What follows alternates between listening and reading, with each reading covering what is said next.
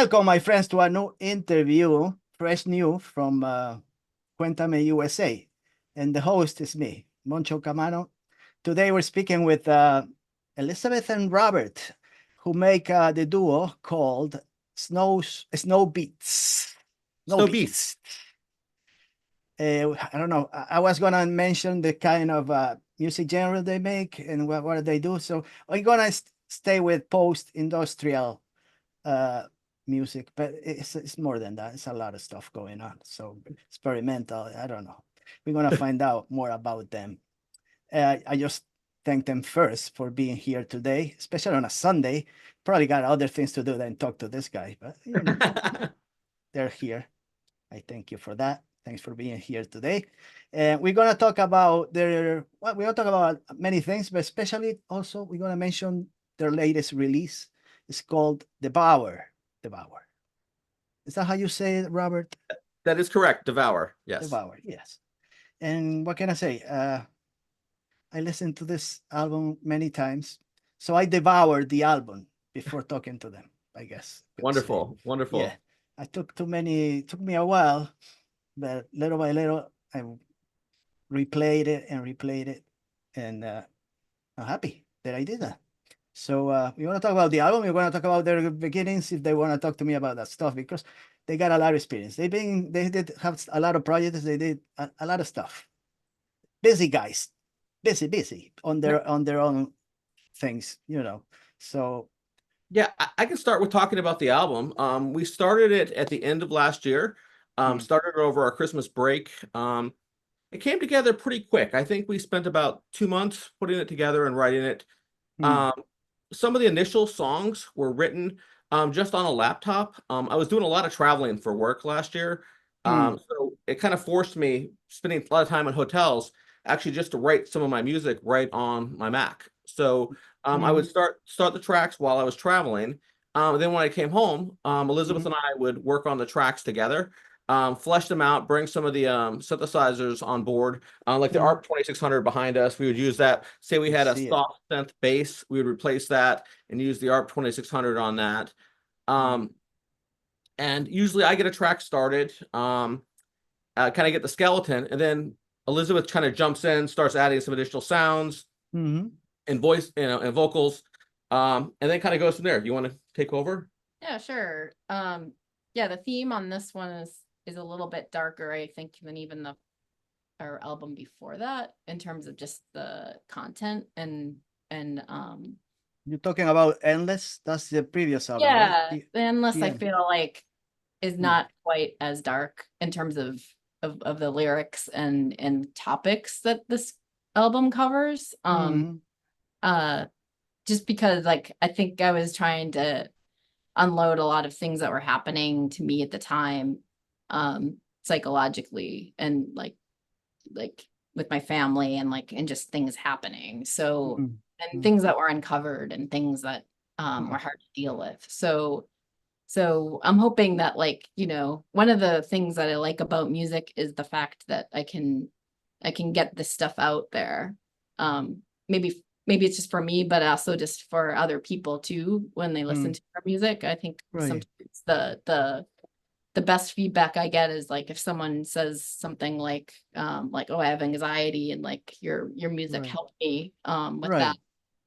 I mean, yeah, I agree with that. With your music, there are a lot of you got a big discography, a lot of albums that you put out. So it took me a while to listen to all of them. It took me really long time, But on this album, it's what catches my attention is those heavy beats. The heavy beats on the album, it has a lot of energy, but also those dark melodies. There is a lot of unusual sounds that are not unfamiliar, but I don't listen to them so often. The sounds you make in the album, but sometimes it sounds very peculiar for me, like not freaky or weird, but it's not that I'm not used to it, but I have to be in the right mood to listen to it. If I'm in a happy mood, I probably won't listen to your music. You know what I'm saying? I don't know if you understand, but there is always a time in the day that you're gonna find to listen to it. Oh yeah. I think we try to capture certain emotions and certain feelings. And, we start off a lot of our music with the synthesizers, the drum machines. But we also try to bring in a lot of other unusual instruments as well. One of the sounds that's in Devour, the track Devour, is something called a daxophone, which is an instrument that's got three piezos, which are basically small microphones inside a metal box. And then it has wooden tongues on it, which are played with a bow. I was really impressed by a soundtrack for the movie Smile, and I started doing some research on how they got the sounds for that movie. And I found out they used this instrument called the daxophone. And I started looking online, and to buy one, it was relatively expensive. It was about $1,200. And I'm like, well, that seems like a lot of money for something I'm not sure if I'm really going to resonate with. Right. So I decided to make my own. So I got the box, got the electronics put together. Then I have a friend in Arizona who's a woodworker, and I had him cut the tongues out for me. And so that's just one of the instruments we use on the album. Another one is Soma's pipe, and you probably can speak to that one better than I. Yeah, I don't know if I don't have that out. Is that the one that I saw you play a couple times, maybe in Boston, in one of those live videos I've seen of yours? It's a horn. It's a horn. Yeah, you are playing that. I think it almost looks like a MIDI saxophone. Right. But it's not a MIDI saxophone. It's a synthesizer. But yeah, it makes pretty loud, like kind of crazy. It fits with our music really well, though, I think. Algorithmic sound. Yeah. And does a lot with vocal processing as well. Yeah. So yeah, I really enjoy listening to I listen to all the albums. I listen more to the last one. There are a couple of songs that I listen more than the others. What Are You Dreaming? I think is one of them that I listen quite much. Velocity, which also I think you made a video of a train. That was a train. Yeah, like no, moving fast. We were actually on a monorail, and we were up in front in the monorail, and I thought, wow, this is a great opportunity to take some video. Where were we? Do you remember where we were? I was gonna tell you where you were heading. I thought it was a train. It was a monorail. It was monorail, train. They're the same thing. It was like going to an airport, like an airport. Yeah, it was an airport. I just can't remember where we were. It's San Francisco. San Francisco. Yeah, we're in San Francisco. Yeah. Oh, okay. So that's where is the video I seen. Yeah.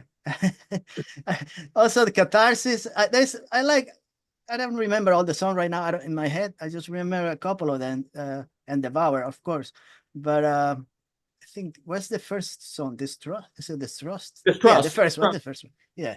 So I was gonna ask you, how do you gather your ideas before, like, I'm thinking you guys play music, I don't know, every day, you rehearsal, you do your things, but do you play with a project in mind, like, or just on a regular basis, just play different sounds and you don't have the project still, but you just recording things and see if it works for the next project? I would say usually we have a project in mind. Occasionally there'll be something where we start something, we think, oh, this is going to be a Snowbeasts track, and then it ends up going to obscure formats or something like that. But it's kind of rare. Usually when we start something, we have a home in mind for it, pretty much. Yeah, I mean, for a while, I remember we were thinking about, like, how do we make like music that's faster, because when Snowbeasts first started, it was more ambient and more slower, obviously, but as we started working together more later on, we started like incorporating more beats and wanting it to become faster. But like, how do we encapsulate that same kind of feel or sound, or make things sound dark but also fast, but not upbeat necessarily. Yeah. We didn't want to convey that. I was going to ask you because Pattern Behavior, was that the first project, or that was what was your first project together? Pattern Behavior, Snowbeasts, or both at the same time? Pattern Behavior was the first project. We were doing that for about a year first. And then Snowbeasts originally was something I started on my own and then brought Elizabeth in pretty quickly, actually. So it was something when we first started working together and first started dating. And I started when she was living in Boston, and I was kind of working on that on the side. And you know, it just kind of came together very organically and very quickly. It wasn't something where it felt labored or anything. It was over the course of like a month and a half or something. The first one came together, and the name Snowbeasts came from having a really bad winter, and we were having just tons of snow that winter, and it was also a winter where I was dealing with some health issues. I had some stomach issues. I wasn't really sure what was wrong with me. It was I wasn't able to keep food down. It was pretty unfortunate situation. But I was able to get healed up pretty quick. But anyway, that kind of that darkness and that frustration and kind of the isolation of the winter time was where Snowbeasts really came from. Yeah, I think we had about like 5 or 6 blizzards that winter. It was like a lot of snow. A lot of snow. That's very funny. This was about what, 2013 or something? So it was about, I'm thinking, yeah, that would be around 2013. Yeah, or 2013. You guys, you're not originally from Providence, right? Let me see. You're from Connecticut, Robert? Yes. Or maybe I'm wrong. No, you're right. You're right. You did your research. And you, Beth, I'm not sure. It's Massachusetts. I have no idea. I just make Massachusetts. it. Massachusetts. Yeah. Okay. Yeah, all right. Yeah.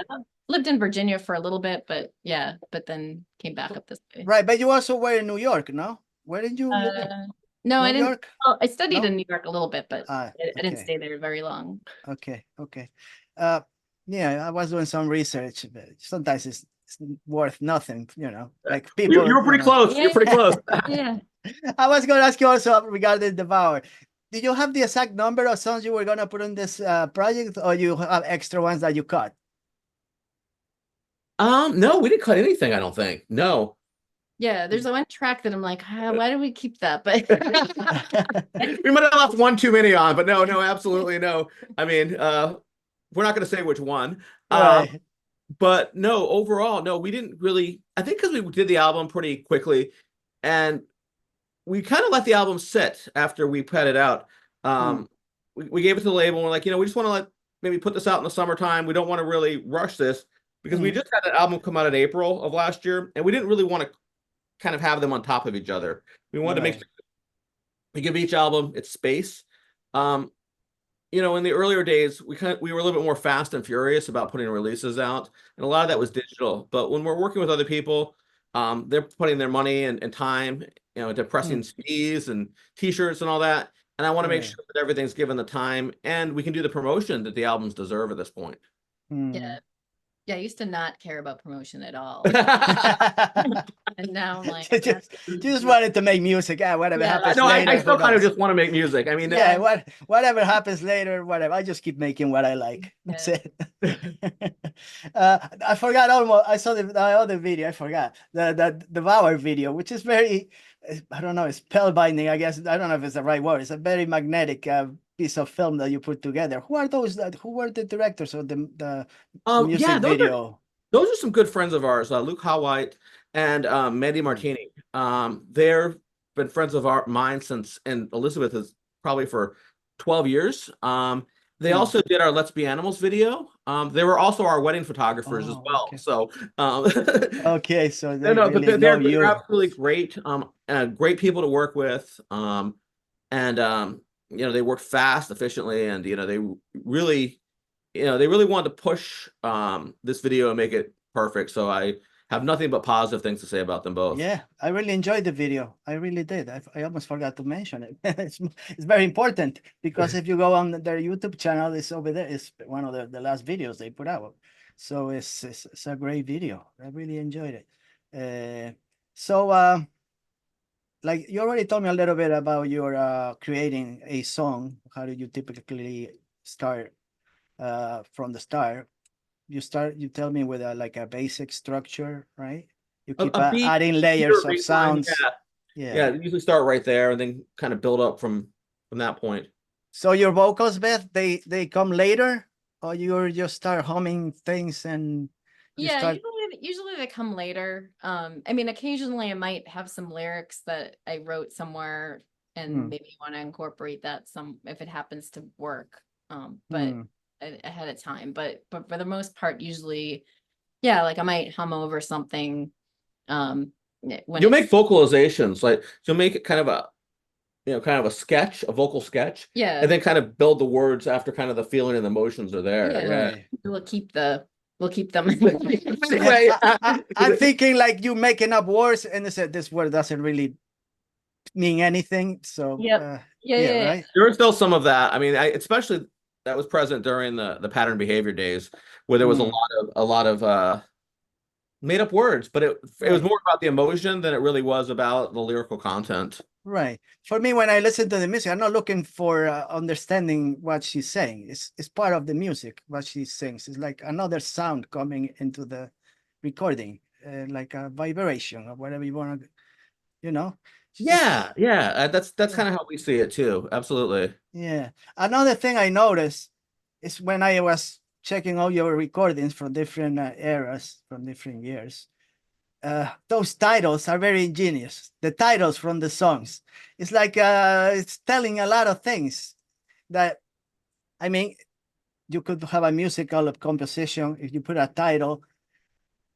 I don't know, it's hard to imagine the title with the music sometimes, but it's just the title. It makes a movie for me. Like I try to decipher what the song is about just by the title, because you are very, ingenious. You come up with really cool titles, for your songs. I hope I'm not bursting your bubble here, but a lot of times the song titles are the last things we come up with. And something that's actually probably the part of the music we struggle the most with.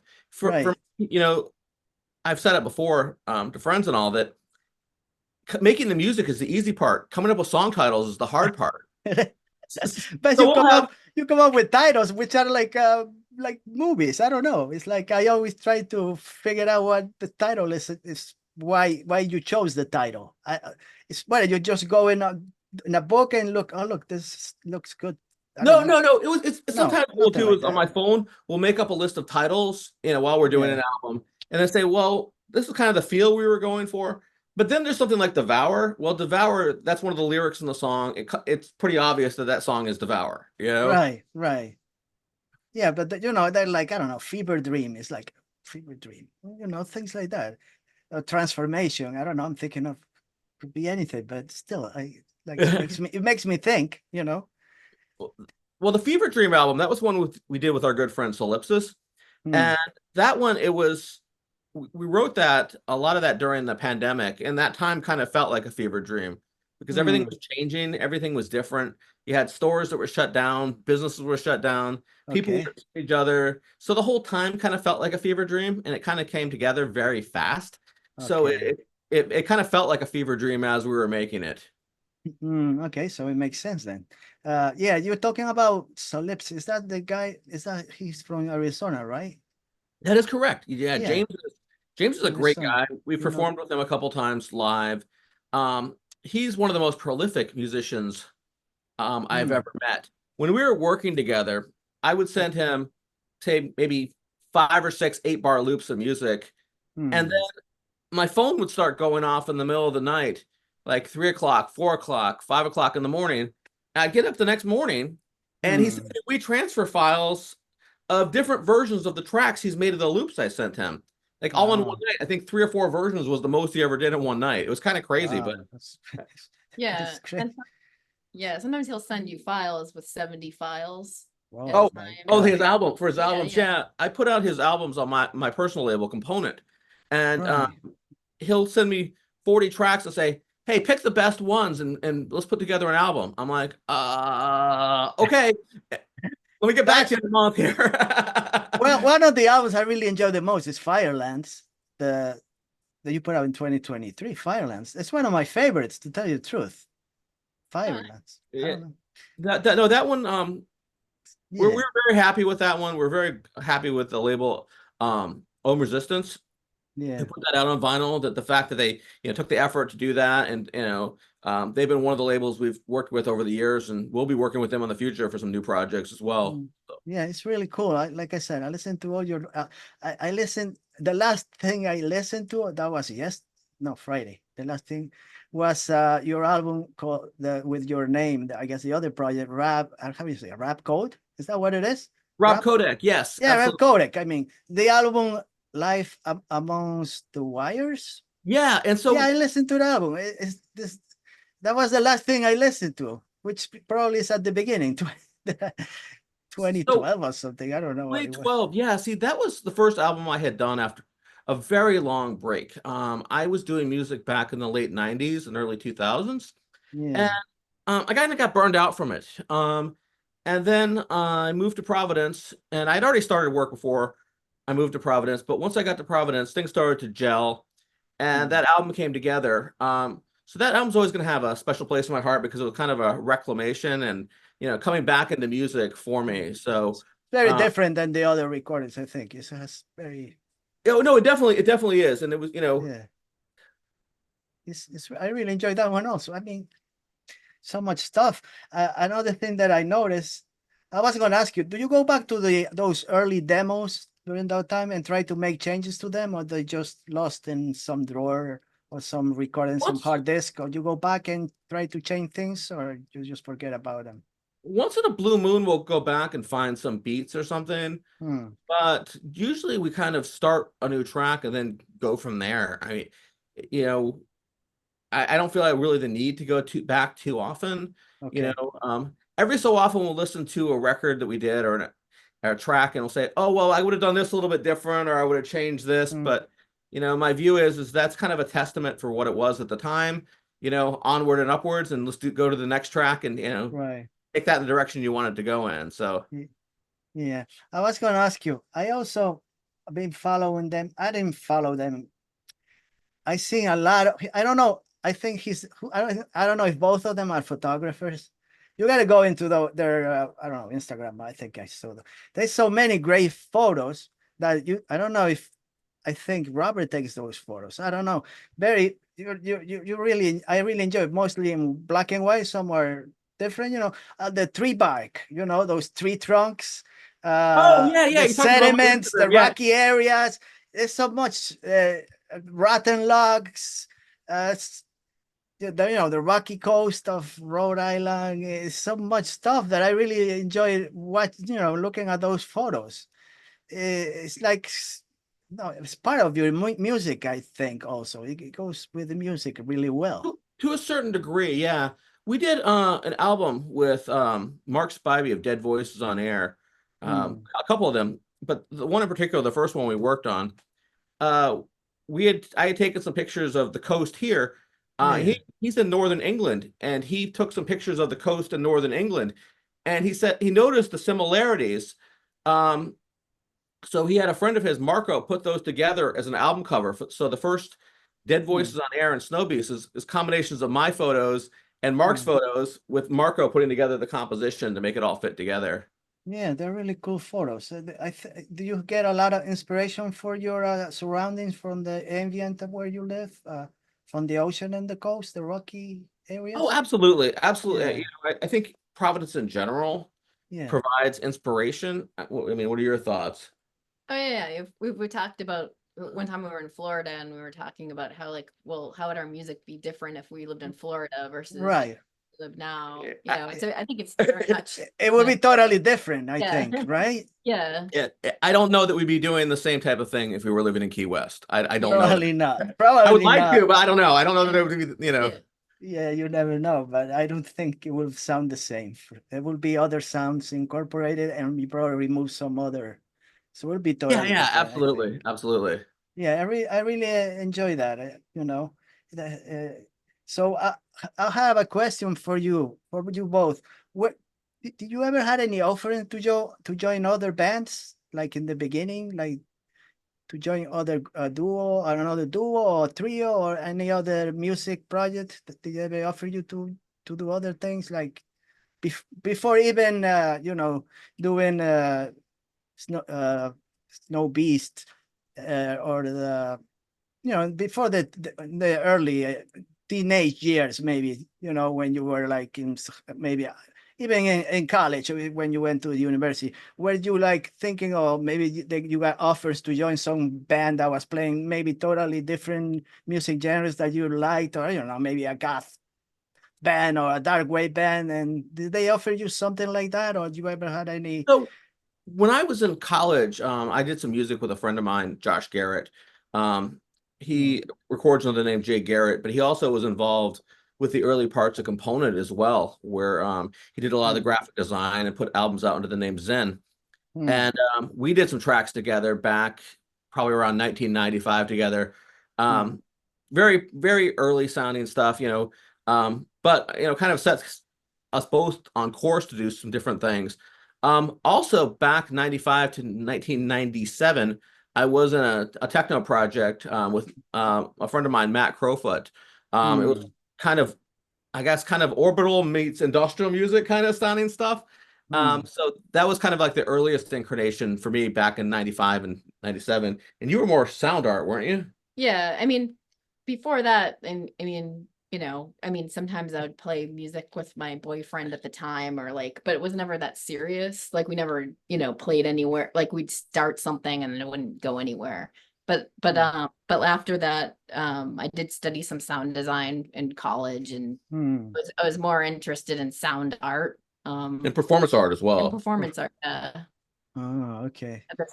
At the time, and then a little later, I was interested in making synthesizers and like making little gadgets, and you both had theremin when we first got together too. Yeah. So you had similar tastes in music when you guys first met, right? You yeah, absolutely, absolutely, yeah. That made a big difference. I imagine you having, truly respect each other views and ideas, right? There's gotta be some. There's gotta be. But yeah, there's gotta be some discrepancy or disparity between you two. But you look like you when you play music together. I see those videos. You like in one person making music instead of two. It's like very. I don't think we really have a lot of artistic disagreements. Really, no. I think it's all pretty. Yeah, I mean, for the most part, yeah, we haven't had too many so far. Yeah, yeah, no, it's usually pretty harmonious when we're working together. We kind of have figured out each other's spaces and don't really kind of tread on them too much, so to speak, I guess. Yeah, and we kind of improvise a little bit more too when we play out, even so. Right. Yeah. When you play live, do you have a specific time for a song, because you can stretch the song or make it shorter? Yeah. Right. Let's say you got 30 minutes to play. All right. Your set is supposed to be 30 minutes. You gotta, some of your songs, they're shorter, some are longer, but you try to put them together and that somehow it's gonna fit those 30 minutes. Yeah. So for us, one of the things, I don't like to stop when we play. I don't like breaks between songs. Right. So we treat our set kind of closer to like a DJ set, basically, where there's no breaks. So all of our songs mix in and out of each other, kind of like a big puzzle piece.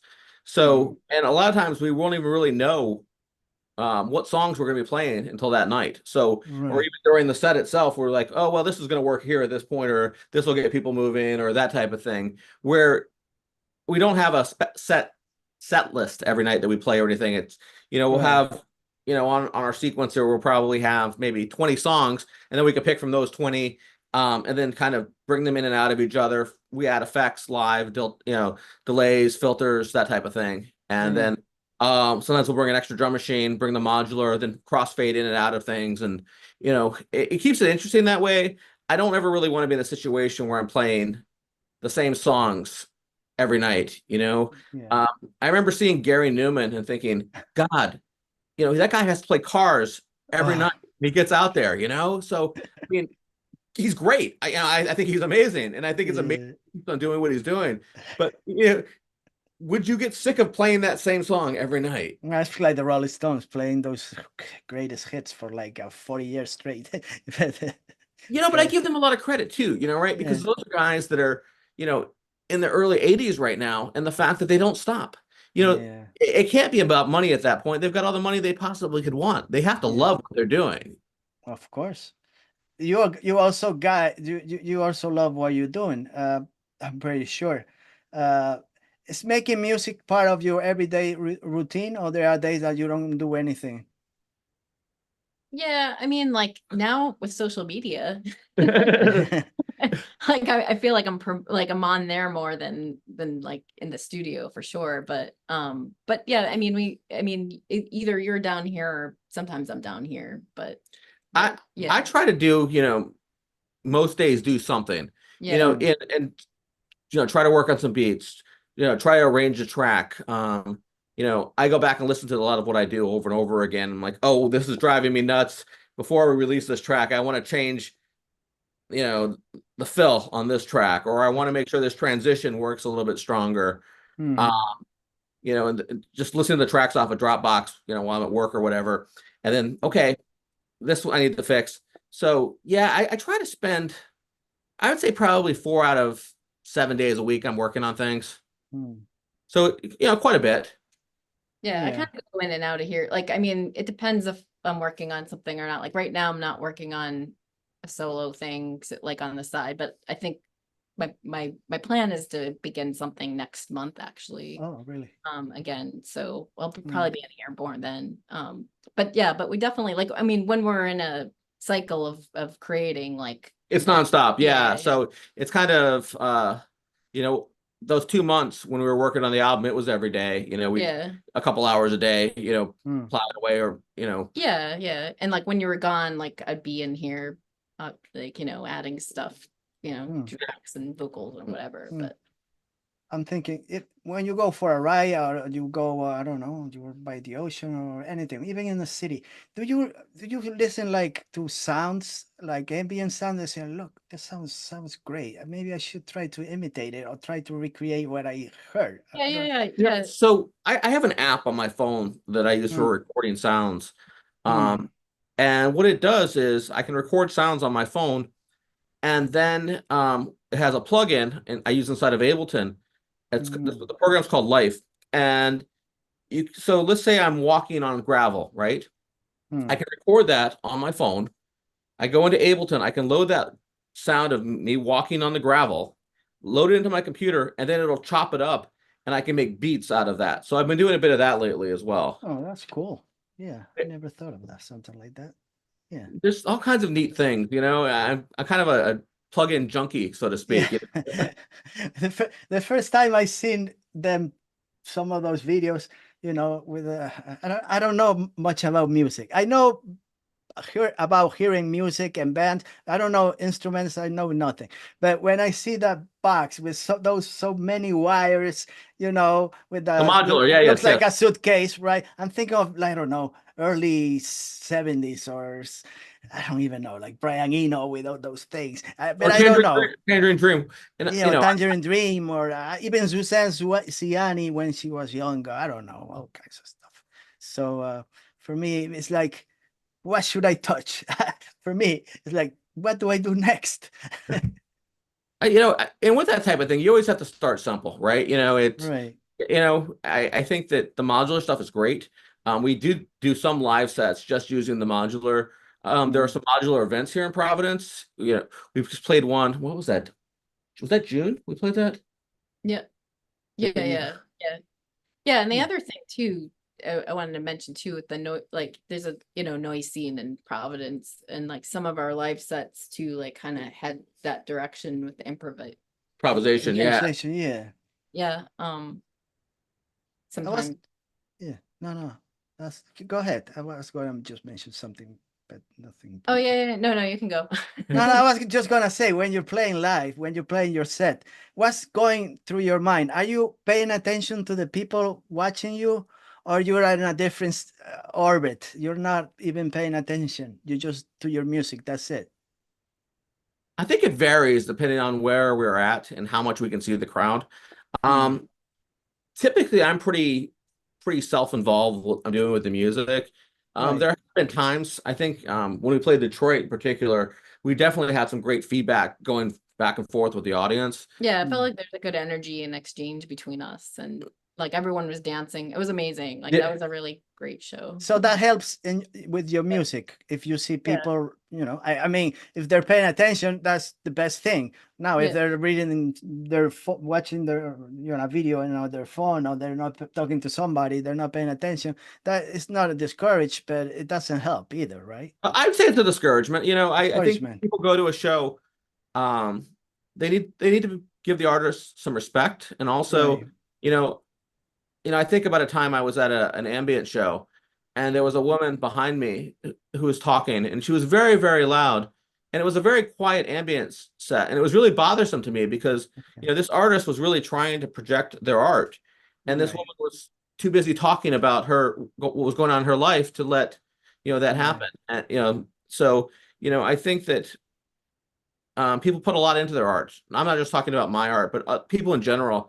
And I think that if you're in that artistic space, you should be engaged and also show gratitude. For me, when I go to a show and I see something I enjoy, I always try to go up, talk to the performer, and say, great set. I really enjoyed what you're doing. And Right. for me, a big part of doing music is the community. Meeting other musicians, talking about the gear, talking about their experiences traveling or touring. To me, I think that's a lot of what makes it worthwhile as well, not just The the community. yeah, absolutely. Yeah. I mean, if I go to see a band or a show, I will go because I wanted to see it. It's not just if I want to have time and talk to my friend, I go to a club, to a bar, and talk to him while I drink a beer or something. But if I it's like if I go to see a movie, I'm not just gonna go and eat popcorn and that's it. If I want to eat popcorn, I don't go to see the movie. You know what I'm? So, Absolutely, yes. yeah, if you got other things to worry about, don't go to the show. Go somewhere else and do your things, So I understand what you're saying. Yeah. Yeah. When I see another thing, I see when you guys play together, when I see you play together, I don't know. I see Robert doing things which I'm not gonna mention what they are because I don't know what the fuck I'm talking about. But sometimes I see Beth like looking at him like, oh, I didn't know about that. Like surprise. Is it, or it's just any? Is there anything on the way I see it? Like you were surprised with what he did, or you expect anything from him? There's some surprise. Or just the opposite. Maybe Robert is surprised by what you do. I don't know. Sometimes. Yeah, sometimes. I mean, no, I mean, like the other thing too is like, I don't know if there was other moments where sometimes like I don't know what song's gonna come next too sometimes. Right. It's like a surprise. Yeah. It's like opening a package and then yeah. So I don't know if that's the moment that you saw, like it could have been, or it could have been like something where I was like, oh, cool, you did this thing with the filter. That's cool. Or I don't know what you saw, but but yeah, so I don't know. I keep her on her toes. She doesn't know what track's coming next. A lot of this. Yeah. I see Robert. It's like he's so into it, Yeah. It's like no time to do anything else. I'm doing this.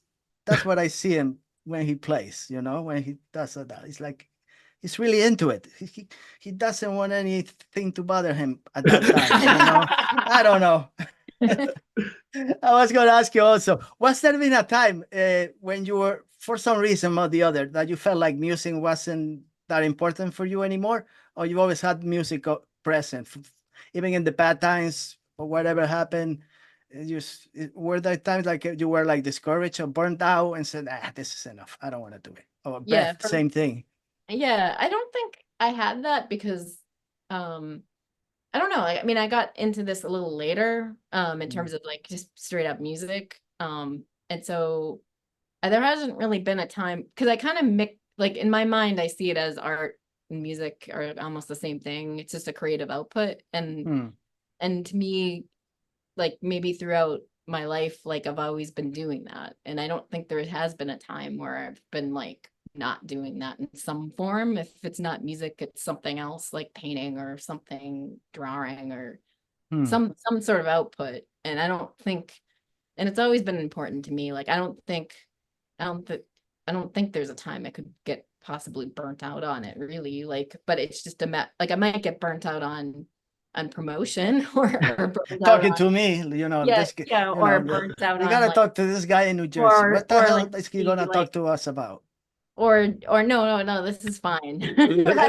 Conversation. I'm just talking about like like every like platform on earth that like keeps coming up and I have to be on. But like, but yeah, like no, there might be other things about it that's like I don't know around the thing, like maybe like the peripheral elements, like of like doing a show or something. I don't know. I still like shows, but I think it's just the like when things get to be like mixed with money or mixed with like certain personalities that are difficult or things like that, like that's more difficult, but not the art itself.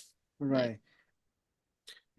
Like doing social media for you guys is not something that you really enjoy doing, I think, that much. You just want to do your music and play live. Yeah, I mean, if I had my, my druthers, I would probably have that be very minimal. But, when I first started doing music, it was a whole different game back in the late 90s and early 2000s. Physical media had a much larger presence. Social media really wasn't the king that it is today. And I also think people's attention spans were a little bit longer then as well. Now everything's trying to get down to a compressed 15-second snippet, or let the damn song play. It's only 5 minutes long. Listen to the whole thing. Yeah, I understand. They're not that long. It's like 6-7 minutes. I used to listen to just an album with one song, and it's okay with me. I have no problem listening to the whole album. One song, it's okay. I think people's attention spans have gotten so short because of social media. People are always trying to go for that endorphin rush, trying to get, I've got 5 more likes, I got 5 more listeners. And I think that's really unhealthy. I think that it takes away from the art, Right. Andy Warhol, I believe he said, in the future, everyone will be famous for 15 minutes. Right. I think it's down to 15 seconds. Yeah. Well, I could be at 15 years and still won't be famous, so it makes but and I'm not looking for that either. I don't really give, so, I just like what I'm doing. That's about it. So for me, it's never been about fame. If fame is, I'm more interested in having things be sustainable. Always having a place to put out music, always to have, places that we can play, always having labels who want to work with us. That to me is far more important than, we have day jobs that support our needs and our bills. So, I think everything else on top of that's icing. I want to keep being able to do things. I want to be able to travel and go to different spots and play different venues and stuff. And we've been pretty lucky about that. Right. We've played Seattle, Portland, California. Last year we were able to play Detroit and Chicago. So yeah, no, we've obviously the Northeast and all. Right. So we've been pretty lucky about that. So just to keep things going and make it, keep the sustainability aspect of it, I think is far more important to me. Yeah, they play Jersey also, which the only thing I knew after I looked, they play at QXTs in Newark, downtown Newark, and they just told me they're playing again, so I might have the chance to see them this time. I'll just keep it. I'll be in the back so they don't know me. I'll put a mask or something.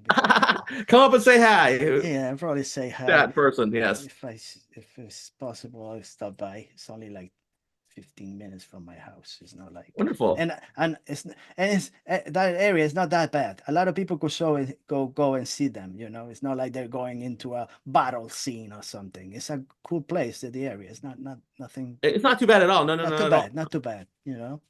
And if you have to run away and go to the airport, it's fine. It's right there. It's 10 minutes away. 10 minutes 10 away. minutes away. If you want to rush and leave as soon as possible, go to the airport. But they're going to be playing again, QXTs. So I hope I can see them. And I always say the same thing. For me, like he says, it only takes 15 minutes to see, go on Spotify, 15 seconds. If you don't like it, you jump to the next track, to another band that you don't listen, only a couple 10 seconds. It's like you listen to a band. That's not enough. That's nothing. It's just like breathing. Oh, the song is, let me jump to the next. You may be lost from a really great band because you didn't have the time to stay for a couple more minutes. And it's all it takes for you to get in touch, to listen to a band, or just don't listen to them. Never.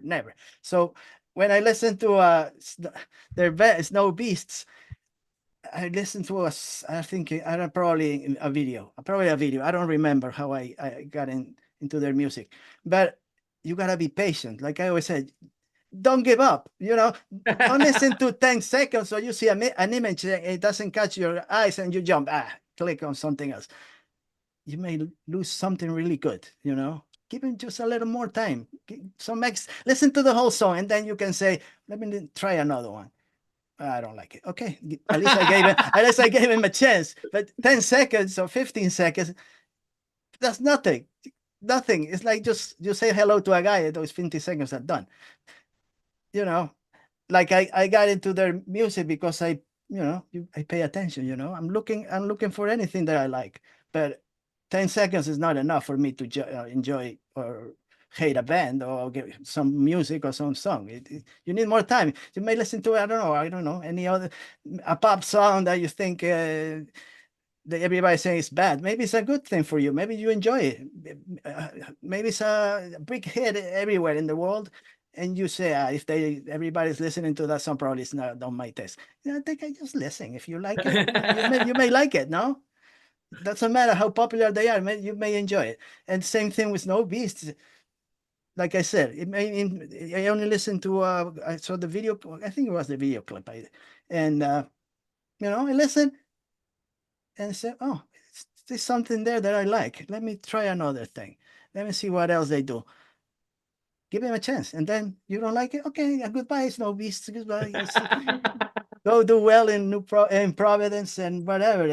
I'll jump to the next one. But at least, you got to give a chance, It's like looking at a painting, I guess. You look at the painting, you got to really look at the painting and see all the details. Don't just, it catches your attention, but you're not, just look at the next one.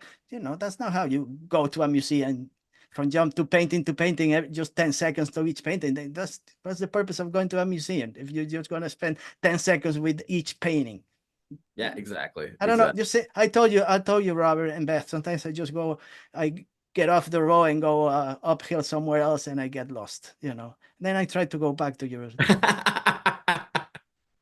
But that's, I think, like I said, I really enjoy their music, They are, like I said, I listen to all I don't know, there's a lot of albums. I don't know, at least 20. I don't know how many I listen to. I've kind of lost count. I lost count. I lost count myself. But there are songs that I may not pay attention to them or I didn't like them that much. And then I click on I hear the next one. It's really cool. So, you're not gonna have every song is perfect for your taste. It's impossible. It's impossible. But I really enjoy their music. What can I say? I have fun, and we have fun making it too. We have fun. I enjoy their music. I enjoy their, like I said, you gotta be in the right mood and the right place to listen to it. You're on a beach under a maybe a palm tree. Maybe I won't listen to it. I don't know. I'm saying, let me try. It's not made for that. I don't think. It's not like to go to the Jamaica, Caribbean, and start listening to Snowbeasts. It doesn't. Well, I don't know. If you want to, it's fine with me. It's fine with me. It's really good dub in Jamaica. So if I went to Jamaica, I'd be looking out for some good dub. But for me, I have to be in the right mood, and I don't have to be angry or anything. If I'm sad, probably I will go towards more their music or dark. I don't feel like. If I'm angry, I don't know. So for me, like I think music is a way to get rid of some negativity and some stress. It's a way to kind of, you don't have to carry that. We wrote that song, we got that out of us. It's gone now. It's out in the world. It's not something I have to carry with me as an emotion anymore. Yeah, except when I perform, but yeah. But actually it's interesting too, because sometimes even like, I don't know, when you're playing with other bands, there's like a vibe of like everyone's kind of on their own, I don't know, they're getting ready to play, and sometimes like they don't, like there isn't much interaction, but then you play and then people kind of open up. It's kind that happened last night. Well, yeah. It's kind of interesting too. It's like, and then and same with the audience, like until like they don't, like, I like the fact that it's like maybe they don't expect this coming from us or something, like, and then it's like a different thing after. I don't know, like it's to hear that world we create. Yeah, there is also something that I saw that caught my attention. They contributed to a song for this ACLU. I think there was some kind of compilation. That was a long time ago. I don't know if they contribute something to. What was that one? I don't even remember that one. Yeah, now that we did it. I'm sure we did it. Now that we're having the elections coming up soon, I think they have something to do with a couple of calculations they made something about "We Are Not Trump," Oh volume yes, I one, remember that one now. Yeah. something. I'm like, what the heck? Oh, I was like, that was a long time ago. But I also did that, and like, oh, but that wasn't like one of your tracks. It was like a mix, or like a song mix with your Honestly, I don't music even and remember. something else. There was I don't. something that I read. I don't Unless remember what that even was. It was been so long. Do you remember that one? Yeah, I I, think it was like, wasn't it like a punk label, like a Boston punk label, or like someone reached out to us about that, and then I don't know how we even got on that, but I had complete.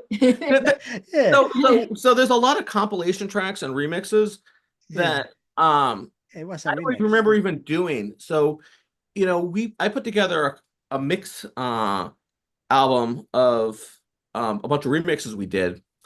And I went back and I had forgotten that I had done some of these mixes. I'm like, oh, wait a second. I had to go back and use Google because I didn't keep all the files and everything. I'm like, oh yeah, we did remix them. I completely forgot about that. Yeah, and it's also interesting to me with Spotify because like remixes tend to like fly up the list of things. So then I'm like, but that's like if that's the most popular thing, everyone's gonna think we sound like that. Like it's not that it's a bad song, but I'm like, but that's not really what we typically sound like. And like, so I'm like, it's kind of interesting to me. But Yeah. Yeah, no, so I don't remember that even. yeah, I'm sure I did it. It sounds familiar now, but I don't remember what track I it was. read it. I read it somewhere, but I don't remember where. But I read it. So No, so for us, it's we have had a lot of people reach out to us for compilations and remixes and one-off tracks and and if we were to probably look at our discography with those type of things, you'd probably getting close to like 100 items, I'm thinking. There's been a lot of those little things. So yeah, they put out so much stuff. Like I think we're a little bit slower than we used to be. yeah, I think a couple years ago it was probably even crazier. So yeah. yeah, you're very productive. I think.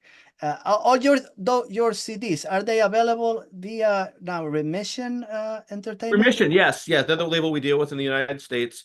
They've been a great label to work with, very helpful. The guy who runs it, Wes, is one of the best people I've dealt with in the music industry. He's a big lover and supporter of music, and he's also putting out a compilation album of a friend of us. It's a tribute album to a friend of ours, Vince Wald, who passed away about 3 months ago. And a bunch of artists got together and put together an album for him. It's got Dead Voices on Air, Edward K. Spell from the legendary Pink Dots, a bunch of other people too. So that's going to be coming out on Remission in a couple months as well. So that's interesting. I'll check that out. I was going to ask you also, do you have any merchandising or yeah, no, anything? we have CD, of course, we have the CDs and vinyl. We've also got T-shirts too. Those are available via our website as well as through the Remission site. We've also, for all of our shows, to give out stickers and pens. That's something we do for free, just because I think that's a good way to get our name out there. It's also a good way, for conversation too. When people come up and start talking to us, here, have a sticker, have a pen, and then seeing where those stickers end up and all. So yeah, that's cool. Yeah. Also, I've been checking them on Instagram. That's the thing. Whenever they post something, I check see what's going on with them. So yeah, whatever. Instagram is probably my favorite in regards to social media. Facebook is it feels like it's dying, but Instagram seems more vibrant and people seem very engaged. So so that's my favorite. Yeah, if you want to see what we're up to, you check us out on Instagram. Yeah, that's what I've been doing, and checking photographs and stuff that I like. So that's something I enjoy, looking at those photos. I like photography. I like photography. So. Yeah, so some of the new photos we're putting up, our friend Mandy, who was involved with the video, she took a lot of great photos when we did the video shoot as well. So she just sent us a bunch of great photos they're going to be using as well for promo stuff. So what's coming up for you? You're also gonna be playing in September, no? You got some shows Yeah, in yeah. September? Actually, I've got a bunch of dates. I'll have to check my phone here to remember everything. Between September and October, we have 8 gigs lined up. So we're playing Cool. up in Massachusetts at SynthCube, which is a synthesizer store. We already mentioned QXTs. We're playing in Greenfield, Mass, with some great bands out there. Trigger Discipline, Cowden Glover, who does really cool dark ambient stuff. And then Burial Woods from Burlington, Vermont. And then we're playing in Montreal, which we're really excited about. We haven't played in Canada yet. We're playing with SU, Arctitrav, and then Mirrors Band. And then we're doing Manchester, New Hampshire, Burlington, Vermont. Burlington, Vermont. And then we're playing a show up in Boston, and then we're doing another one in Providence at the end of October. So we got quite a bit going on over the busy. Kind of a mini tour going on there. Yeah. How long does it take for you to set up all your gear, more or less? Oh, it's quick. It's 15, 20 minutes. Yeah. So we try to be quick. Yeah. So one of the things, we kind of learned was not to carry too much with you, right? Bring a couple pieces that you can rely on. And, we kind of came up with that, doing it that way, because we were playing some shows where we had to fly, and I didn't want to have to carry a lot of gear. So I basically stripped everything down to 2 pieces of gear I could fit into a flight case, and I could just carry that on. So it takes us about 15, 20 minutes. We have added some lights to our rig recently, but no, it's all very quick. We've done it so many times. It's automatic for you guys. We kind of go into automatic mode. Back when we were bringing our modular rigs out and all, I mean, that could take quite a while, but it's always best, especially if you're playing with a lot of other bands. If you're playing with 3 or 4 other bands, you want to get up there, get it all set up, and then just go have a drink and enjoy yourself, as opposed to like fretting, working or tweaking that, just. Yeah, there's also like kind of earlier on, we were playing with a lot more bands, I think, on stage too. So yeah, like we kind of learned that we gotta keep it light. Keep it light, yeah, absolutely. Light travel. I imagine you guys don't talk between songs. You do all the things at the end, right? Or at the beginning. Nothing during the show. You don't explain anything, right? We don't talk at all, except maybe at the end we'll say, "Hey, we're Snowbeasts. We're from Providence." That's about it. I'm not a fan of stage banter. I don't, we mix everything continuously, so there's no pauses, there's no gaps, and we have a system set up where we can do that very smoothly. Like I mentioned before, kind of close to like a DJ mix almost, I'd say. Right. So your plans have no end so far. You wanna keep going and doing more. No, absolutely. Music, So yeah, right now I'm working on a different project, some faster drum and bass type music, and I've got about 6 songs written of that project. That'll be coming out later in the year. There'll be more details on that soon.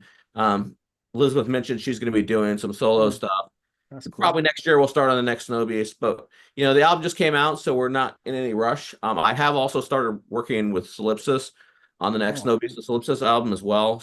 So getting back to that as well. So those kind of the projects that are right in the forefront, but there's always something going on. I mean, that I like to keep busy. I'm not good with downtime, I don't think so. What other things you do? Just question, besides making music, photography, what do you enjoy? You enjoy doing? Not you do sports? No, not really. No, actually, like that, right? I mean, for us, it's mostly like hiking. It's like the hiking. So So like say when you go to Canada, you're gonna be playing Canada. You have plans to do other things besides just playing that day? We'll probably check out some museums, galleries, and some cafes and stuff. But when I travel, I don't really like to make a lot of plans. I'm kind of one of those people that, okay, what's gonna come at us? What maybe choose like 1 or 2 things we want to see. We went to London about 1.5 years ago. Didn't really make a lot of plans. We're just like, okay, what comes to us comes to us, You just do you do a lot of walking? Like oh God, absolutely, walking, right? absolutely, yeah. You're like me. When I go to a place that I don't know, I just walk. I could walk for miles. I lost somewhere. I think we did like 11 miles that one day in London when we were walking around. Yeah, you do a lot of. I like doing a lot of walking. Yeah, that's the only way I can see people and see what's going on. Yeah.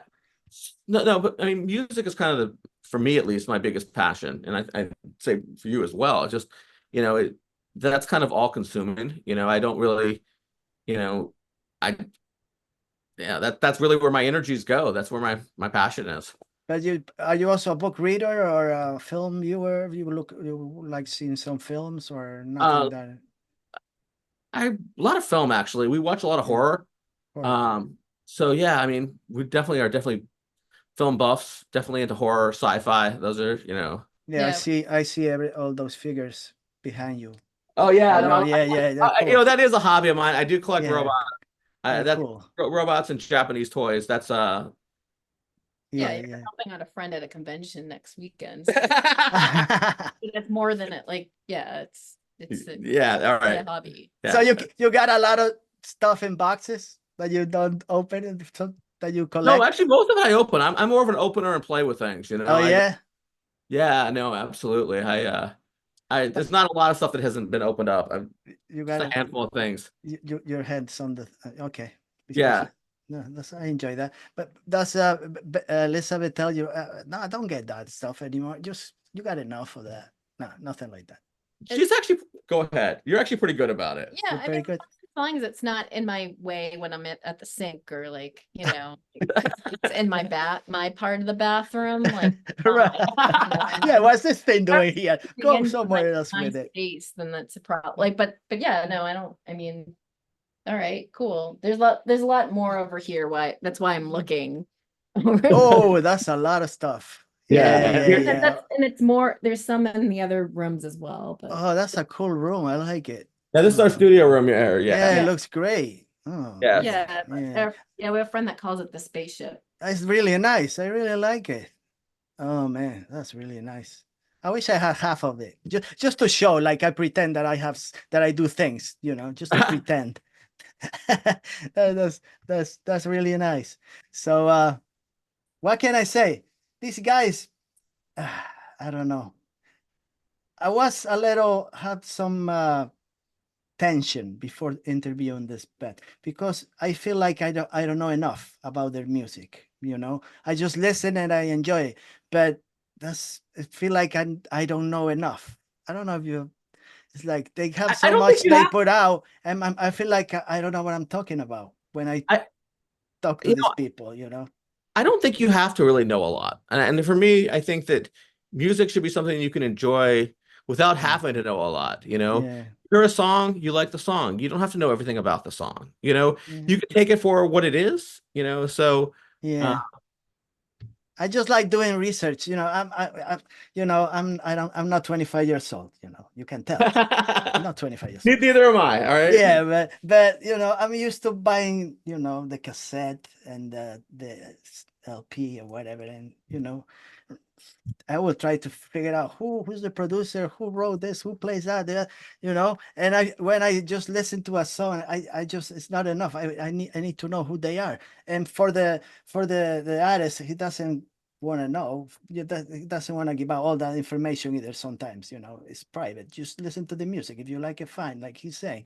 But it's me. I just try to figure out.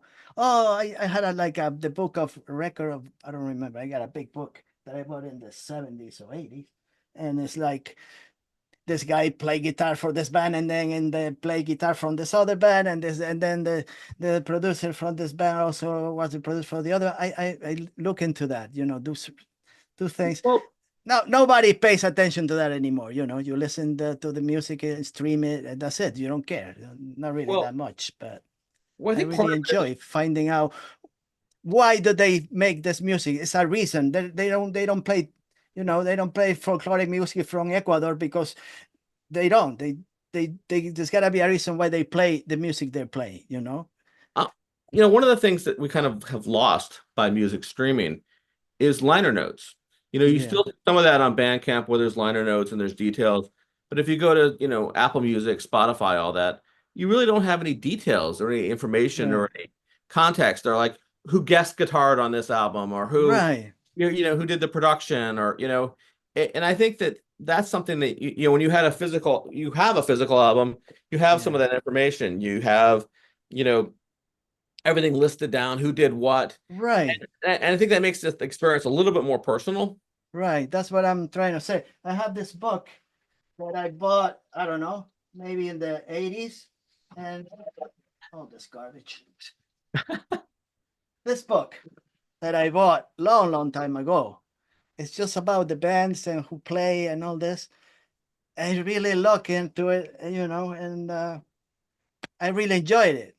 Now, you know, not anymore. I don't, you know, something. I'm an old timer, you know, listening to the 60s and 70s music, and sometimes I feel like when I interview Snowbeasts, I'm like, what am I going? You know, I'm listening to the music, You're doing I really good. enjoy it, but it's not enough. I don't feel like I don't know what I'm talking about because I don't know. I have a question for you. What kind of Yeah. keyboard is that behind you? What is that? This is my daughter's. It's a Yamaha. I don't play anything. Oh, okay. All right. I got a guitar, you know, Gibson. I got instruments. My daughters play. I play nothing. I can barely play anything, you know, the triangle or whatever. But I would like to learn, but I don't have the patience. And you know, I tried playing. I play guitar when I was younger. Then I play soccer. I have a problem with my wrist, and after that, that was it. I was done. No more music for me. No more playing. And you know, I guess just listen to the music. And that's it. That's all I do. So decoration, Robert. It's This a is just decoration. decoration. Decorative You keyboard, put yeah. your figures. I put the stuff. I don't lie. I tell, oh yeah, really, we'll play. No, I don't play anything. So I really enjoy talking to them. You know, they're my new friends. I hope I can see them if I have the time to see them at QXTs in Newark. That'd be great. You know. And you know, I'll show up if I can. I can bring a friend. I don't know if my wife will go. That I don't know. I will have to convince her. I think she enjoys going to other places. She's afraid of the dark. Oh, really? Nah, just kidding. I don't know. Oh, okay. All right. When she reads, she says, what are you talking about? I'm afraid of the dark. So I wish the Bauer, you know, the Bauer is a good record. It's the latest release. They're gonna listen to the album, you know. Give them patience, you know. Listen to all the tracks. And if you like some more than the other ones, you can just replay the ones you like I do, you know. You're not gonna eat something you don't like, you know. Not gonna devour it. You know, you gotta devour it, but you know, you put in your plate, you put different things to eat, and you're probably gonna the things you eat, you enjoy the most, you're gonna eat first. The other stuff you're gonna leave for last. If you're still hungry, you're gonna take them. If not, you know. I devoured their album. I did. All right, wonderful. And I'm gonna keep listening to their music and whatever they put out, and I'm gonna follow them. And I hope I see them live. And I just wanna wish them all the best. And what else? It's been great chatting with you. I really enjoy talking to you both. And just what I say, keep making good music. You know, things that I like. Awesome, wonderful. All right. And if in the near future you're still around, not around. If I'm around, you'll be around. But if I would like to talk to them again when they put out something new, you know. Yeah, absolutely. All right. And I could compare with the next album and see how they did. If I enjoy it more than this one, so who knows? Well, they're getting better with the years. They get better, you know. Not like me. I go worse. It gets worse for me, but for them it gets better. Okay. So thanks for being here, and I see you soon, hopefully. Okay. All right. Great chatting with you. Yeah, thanks. See you again next week, guys. Whatever I have. Bye.